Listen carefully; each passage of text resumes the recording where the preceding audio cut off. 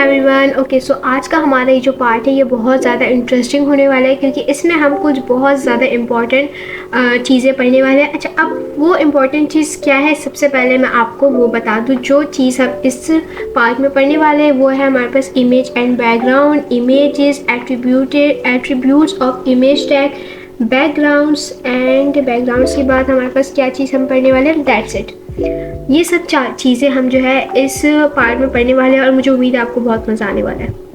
Okay, तो आपको ये चीज़ पता है कि हमारे पास जो है, वेट अ मिनट, इमेजेस और बैकग्राउंड बेसिकली होता क्या है, ठीक है, यू ऑल नो दैट। लेकिन अगर जिसको नहीं पता मैं आपको अगेन बता देती हूँ। इमेज हम कहते हैं किसी भी तस्वीर को, ठीक है। जैसे हम कोई पिक्चर लेते हैं वो हमारे इंग्लिश में इमेज कहते हैं और उर्दू में हम क्या कहते हैं, तस्वीर। बैकग्राउंड किसी कहते हैं, फॉर सपोज आपने एक पिक्चर लिए किसी गार्डन के सामने, ठीक है, तो गार्डन के पीछे आपके पास क्या होगा, गार्डन के पीछे आपके पास डिफरेंट जो है ना फ्लावर्स हो सकते हैं, डिफरेंट प्लांट्स हो सकते हैं। तो उस पिक्चर का जो है ना वो चीज़, यानी कि जो पीछे वाला साइड होता है हमारी किसी भी पिक्चर का, उसको हम कह रहे होते हैं बैकग्राउंड, ठीक है। तो उम्मीद है आपको इमेज और बैकग्राउंड दोनों चीज़ें समझ आ चुकी होगी, ठीक है।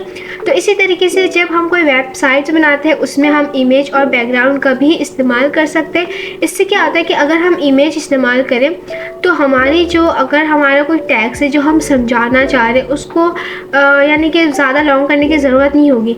इमेज के ज़रिए हम वही सेम चीज़ जो है ना बहुत अच्छे से ईज़िली बेहतर तरीके से समझा सकते हैं, ठीक है। तो बेसिकली इमेज और बैकग्राउंड का यूजेस हमारे वेबसाइट में ये होता है। ओके, अब हमारा जो नेक्स्ट टॉपिक है वो है इमेज। इमेज को ज़रा हम मज़ीद, वैसे तो आपको समझ आ चुका है इमेज क्या है, लेकिन इसको हम ज़रा मज़ीद डिटेल में पढ़ते हैं, ठीक है। इमेज जो है ना हम किसी भी HTML डॉक्यूमेंट के अंदर इंसर्ट करते हैं। अच्छा, अब इंसर्ट करने के लिए हम जो चीज़ या जो टैग यूज़ करते हैं ना वो ये होता है। जैसे अगर हमारे पास कोई इमेज है और हमें अपने HTML डॉक्यूमेंट के अंदर वो इमेज यूज़ करना है, तो हमने जो है ना ये वाला टैग, इस तरीके से टैग हमने इस्तेमाल करना है, ठीक है। तो इससे क्या होता है कि this does not create a copy of image. इस टैग्स का इस्तेमाल करने से क्या होता है कि ये जो है ना इमेज की कोई भी कॉपी नहीं बनाती, ठीक है। कॉपी बनाने के बदले वो क्या करती है, उसकी जो ओरिजिनल वो होती है ना, इमेज की रेफरेंस होती है, वो क्रिएट कर देती है। अब इससे मुराद ये है, इसको मैं ज़रा आपको डिटेल में ज़रा समझाती हूँ, ठीक है। यहाँ पर मैं आपको एक मिसाल देके इस बात को समझाती हूँ। ये जो लाइन हमारे पास यहाँ से यहाँ तक, ठीक है, इस लाइन को ज़रा आप गौर से एक दफ़ा रीड करें।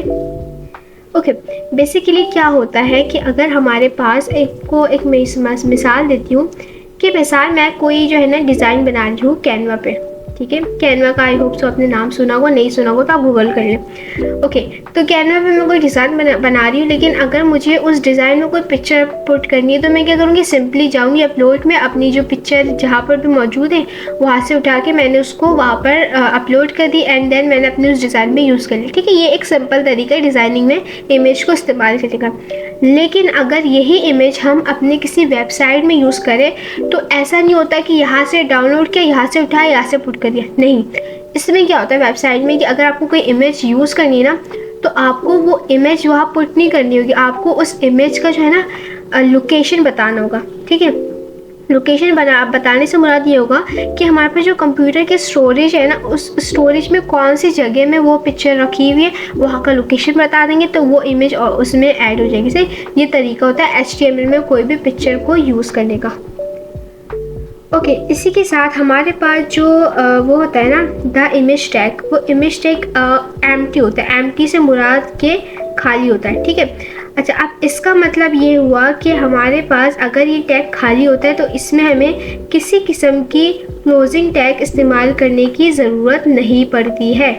इसी के साथ हमारे पास जो इमेज है ना उसमें हमारे पास टोटल 5 एट्रीब्यूट्स होते हैं और you already know what is attributes, ठीक है। 5 हमारे पास टोटल इसके अंदर एट्रीब्यूट्स होते हैं, ठीक है, जिसमें से 2 हमारे पास लाजमी होना ज़रूरी है और 3 ऐसे हैं ऑप्शनल है, यानी कि अगर वो ना हो तो चलेगा, लेकिन 2 एट्रीब्यूट्स ऐसे जिसका होना बहुत ज़्यादा लाजमी है। तो मुझे उम्मीद है आपको ये इमेज क्या होता है ये अच्छे से समझ आ चुका होगा। ओके तो अब हमारा जो नेक्स्ट टॉपिक है वो है एट्रीब्यूट्स ऑफ इमेज टैग। ठीक है, अब हमने क्या बात की थी कि इमेज के अंदर हमारे पास 5 एट्रीब्यूट्स होते हैं, जिसमें से 2 का कितने का, 1 मिनट, जिसमें से 2 का होना बहुत ज़्यादा लाजमी है और 3 ऐसे कि अगर ऑप्शनल है, यानी कि ऑप्शन है आपके पास कि अगर आप वो यूज़ कर सकते तो ठीक है, अगर नहीं कर सकते तो कोई मसला नहीं। ठीक है, तो अब हम देखते हैं कि वो 5 एट्रीब्यूट्स कौन कौन से। सबसे पहले जो हमारे पास एट्रीब्यूट है वो है SRC। ठीक है, SRC क्या है, इसको हम पढ़ते हैं। ओके अब इसकी जो वैल्यू है वो है URL। URL का फुल फॉर्म आप मुझे बताएंगे। इसकी वजह पूछने की ये है क्योंकि मैंने आई गेस पार्ट नंबर 1 में आपको बताया था, बल्कि पार्ट नंबर 2 में बताया था कि URL का मतलब क्या है। तो अगर आपने वो पार्ट नहीं देखा तो आपको नहीं पता होगा, लेकिन अगर आपने देखा है तो आप मुझे लास्ट में बता सकते हैं कि URL का मतलब एग्जैक्टली क्या है। ओके अब आपका सवाल क्या होगा कि हम जो है SRC एट्रीब्यूट ये यूज़ क्यों करते हैं। देखिए अब हमने क्या, इसको हम इस्तेमाल कर रहे होते हैं सोर्स और रेफरेंस ऑफ इमेज के लिए, यानी कि हमारे पास जो इमेज की लोकेशन है या इमेज की रेफरेंस है ना, उसको हम डिफ़ाइन करने के लिए क्या यूज़ कर रहे होते हैं, SRC। अच्छा अब इसका जो टैग होता है ना वो कुछ इस तरीके से होता है, ये ना यहाँ पर बना एग्जैक्ट ये टैग होता है। जस्ट हम जो है ना रेफरेंस बता देते हैं इमेज का कि इमेज PNG है, JPG है, जो भी है। ओके इसी के साथ फॉरवर्ड हमारे पास जो नेक्स्ट एट्रीब्यूट है वो है ALT। आई गेस इसको एल्ट पढ़ते हैं, इसकी वैल्यू है टैग्स। ठीक है, बेसिकली हमारे पास जो ये वाला एट्रीब्यूट्स होता है ना, ये इमेज की जो टैग्स होती है ना उसको डिफाइन करने के लिए इस्तेमाल कर रहे होते हैं। ठीक है, और इसका जो हमारे पास कोड होता है यानी कि सिंटैक्स होता है वो कुछ इस तरीके से होता है, आपको ये दिख भी रहा होगा। लेकिन अगर आप इसको पूरा देखना चाहते हैं ना कि किस तरीके से, तो यहाँ पर तो कोड दिया हुआ नहीं आपको, लेकिन आप इसको क्या कर सकते हैं, आप एक ये काम कर सकते हैं कि हाँ आप ChatGPT में आप लिख देंगे ना कि इस किस्म का कोई कोड है तो आपको मिल जाएगा कोड। ओके इसी के साथ आप हमारे पास जो नेक्स्ट एट्रीब्यूट है वो है विड्थ। ठीक है, विद इसको वैल्यू क्या है, पिक्सल्स। ठीक है, बेसिकली ये डिफाइन करता है डिस्प्ले, यानी कि अगर कोई इमेज है ना तो इमेज की जो विड्थ है ना वो डिस्प्ले करने के लिए हम कौन सा यूज़ कर रहे होते हैं, एट्रीब्यूट विड्थ। अच्छा अब आपका सवाल क्या होगा, विड्थ क्या होता है। विड्थ बेसिकली होता है कि एक पिक्चर की हाइट कितनी है या चौड़ाई और लंबाई कितनी है, इस चीज़ को हम कह रहे होते हैं। लंबाई तो आपको पता है हाइट को कहते हैं, तो चौड़ाई को हम ना विड्थ कह रहे होते हैं। तो बेसिकली अगर कोई पिक्चर है और हमें उसका विड्थ जो है ना डिफाइन करना है तो उसके लिए हम ये वाला एट्रीब्यूट यूज़ कर रहे होते हैं जिसको हम कहते भी क्या है, विड्थ। ओके इसी के साथ हमारे पास चौथा एट्रीब्यूट है जिसको हम कहते हैं हाइट। इसका भी सेम वही वैल्यू पिक्सल्स, यह हम इस्तेमाल करते हैं अपने जो भी इमेज है ना, इमेज की हाइट को डिफाइन करने के लिए। और इसका सिंटैक्स कुछ इस तरीके से, जिसमें आपको समझ आ रहा होगा। पहले हमने इमेज की लोकेशन वो बताइए क्या कहते हैं इसको, इमेज की रेफरेंस दिया है, फिर इमेज की रेफरेंस देने के बाद इमेज की हाइट, इस किस्म का इसके पूरा वो आ जाता है, यानी कि कोड आ जाता है। उसके बाद हमारे पास जो लास्ट एट्रीब्यूट है ना उसको हम कह रहे होते हैं बॉर्डर। ठीक है, बॉर्डर हम क्यों इस्तेमाल करते हैं, बेसिकली हमारे पास एक इमेज है। ठीक है, अब इमेज के अंदर हमारे पास विड्थ है तो बॉर्डर का हम इस्तेमाल कर रहे होते हैं कि हमारे जो इमेज है उसके अराउंड जो चीज़ें ना वो हमारे पास थोड़ी क्लियरली वो हो जाए, क्या कहते हैं, डिस्प्ले हो जाए। तो इसी चीज़ को हम कह रहे होते हैं बॉर्डर। अब आपको एक मिसाल देती हूँ, ये एक बॉक्स है। ठीक है, तो इसकी जो ये वाली ये चीज़ और ये चीज़ ठीक है, एंड लास्ट में इसके ऊपर वाली ये पूरी लाइन, इसको हम कह देंगे बॉर्डर। ठीक है, अगर फॉर सपोज करें ये बॉर्डर अगर यहाँ पर ब्लैक की जगह वाइट होता तो आपको ये दिखता ऑब्वियसली नहीं दिखता। तो इसी चीज़ को हम कह रहे होते हैं बॉर्डर। तो उम्मीद है आपको बॉर्डर समझ आ चुका होगा, आपको हाइट भी समझ आ चुकी होगी, विड्थ भी समझ आ चुकी होगी, यानी कि आपको हर चीज़ समझ आ चुकी होगी क्योंकि बहुत ज़्यादा ईजी है सारे।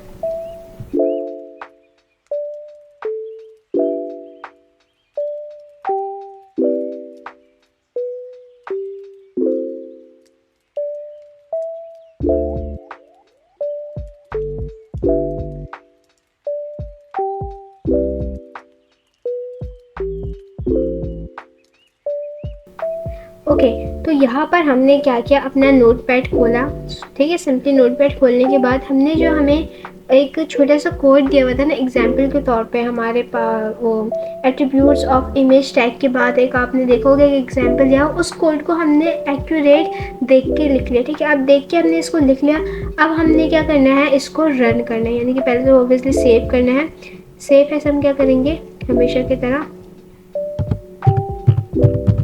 बस, ठीक है, ये यहाँ पर हमारे पास क्या हो गया, सेव हो चुका है। ओके, अब ये सेव हो गया। अब हम इसका आउटपुट देखते हैं। ओके, यहाँ हमने अब इसका आउटपुट देखना है। ओके, तो आपने एक चीज़ देखी होगी कि आउटपुट हमारे पास शो नहीं हुआ। ठीक है, शो होने की रीज़न मैं आपको बता दी कि ये शो क्यों नहीं हुआ। बेसिकली इस वक्त जो है ना इंटरनेट मेरा नहीं चल रहा, ऑफ है। ठीक है, और ये हमारे पास किस में चल रहा है, वेब ब्राउज़र में ये कोडिंग रन हो रही है।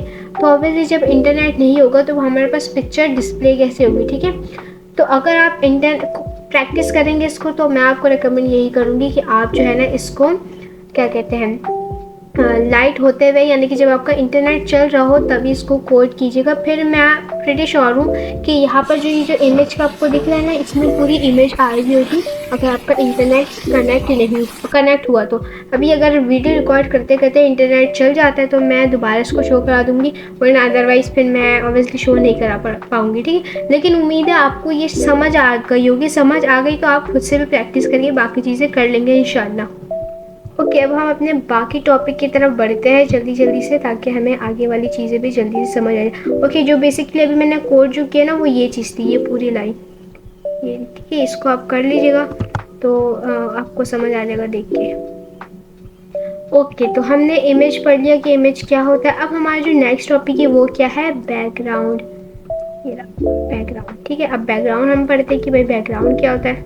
ओके, तो हमारे पास जो HTML का डॉक्यूमेंट होता है ना, उसके हमारे पास जो वेब ब्राउज़र है, ठीक है, वेब ब्राउज़र के अंदर हमारे पास जो HTML डॉक्यूमेंट होता है उसमें क्या होता है कि हमारा जो HTML डॉक्यूमेंट होता है वो वाइट बैकग्राउंड में होता है। ठीक है, विच इज़ डिफ़ॉल्ट, यानी कि वो ऑटोमेटिकली पहले से ही वो जो है ना वाइट बैकग्राउंड होता है। ठीक है, जिसको हम ईज़िली जो है ना चेंज कर सकते हैं। आप चेंज जो कर सकते हैं, हम उसको डिफरेंट चीज़ों में चेंज कर सकते हैं, जैसे कि अगर कोई कलर है, कलर में चेंज कर सकते हैं, इमेज में चेंज कर सकते हैं। ठीक है, ये सब किसके ज़रिए होता है, ये हमारे पास होता है किस चीज़ की मदद से, बीजी कलर के ज़रिए होता है, बैकग्राउंड एट्रीब्यूट्स के ज़रिए होता है। ठीक है, तो ये सारी चीज़ें जो हमारे पास हो रही होती है, अगर आपने कोई वेबसाइट खोला हो और आपने देखा हो कि भाई यार उसके पीछे ना कोई प्यारी सी इमेज है या कोई कलर हुआ हुआ है, तो वो अगर हुआ हुआ है ना, वो किसकी मदद से हुआ हुआ है, बीजी कलर की मदद से हुआ हुआ और बैकग्राउंड एट्रीब्यूट की मदद से हुआ हुआ है। ठीक है, ओके, तो अब आपका सवाल ये होगा कि भाई ये जो है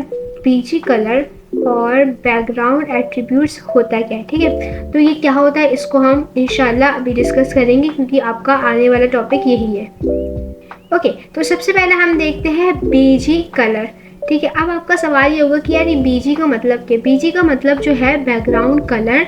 तो इससे आपको समझ आ रहा होगा कि हम ये जो है ये वाला एट्रीब्यूट यानी कि बीजी कलर एट्रीब्यूट इस्तेमाल कर रहे होते हैं कि अगर हमारा कोई वेब पेज है, वेब पेज के पूरे कलर को जो है ना चेंज करने के लिए, या फिर अगर कोई बैकग्राउंड है उसके कलर को चेंज करने के लिए हम क्या यूज़ कर रहे होते हैं, बीजी कलर यूज़ कर रहे होते हैं। अगेन बता देती हूँ कि बीजी कलर एट्रीब्यूट हम यूज़ कर रहे होते हैं अपने जो पूरा वेब पेज है ना उसकी कलर को चेंज करने के लिए। ओके, इस कलर की वैल्यू जो है ना उसको हम डिफ़ाइन कर रहे होते हैं किसके ज़रिए, RGB कोड के ज़रिए, हेक्साडेसिमल के ज़रिए, और क्या कहते हैं, और कलर नेम के ज़रिए। ठीक है, कलर नेम जैसे फॉर सपोज आपको पिंक यूज़ करना है, आपने पिंक यूज़ किया है, और RGB कोड होते हैं, कुछ नंबर्स होते हैं उसके कलर्स के, जैसे इस तरीके के होते हैं कुछ, देखिए RGB कोड इस तरीके से होता है। ठीक है, और हेक्साडेसिमल इस तरीके के नंबर होते हैं, और जो कलर नेम होता है वो तो आपको ऑब्वियसली पता है कि कैसे होते हैं। ठीक है, तो उम्मीद है आपको ये चीज़ समझ आ चुकी होगी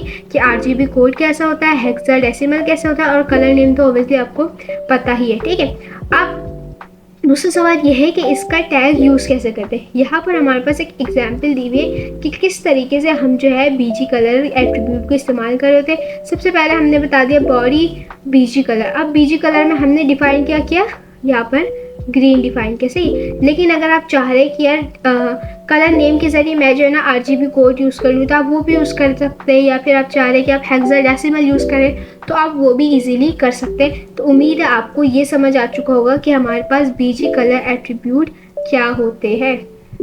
ओके, इसी के साथ अब हमारा जो नेक्स्ट टॉपिक है वो है हमारे पास क्या कहते हैं, बैकग्राउंड कलर, सॉरी बैकग्राउंड, ठीक है, सॉरी बैकग्राउंड। अब हम देखते हैं बैकग्राउंड होता क्या है।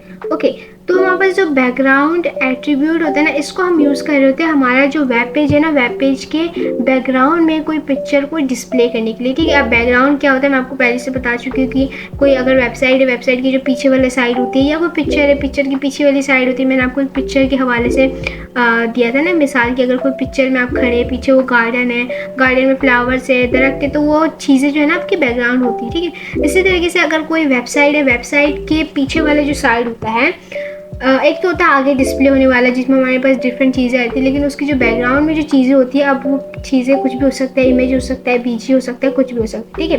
तो बेसिकली बैकग्राउंड एट्रीब्यूट हम यूज़ कर रहे होते हैं अगर हमारे पास वेब पेजेस में किसी किस्म की पिक्चर डिस्प्ले करनी है ना, उसके लिए हम क्या यूज़ कर रहे होते हैं, बैकग्राउंड एट्रीब्यूट।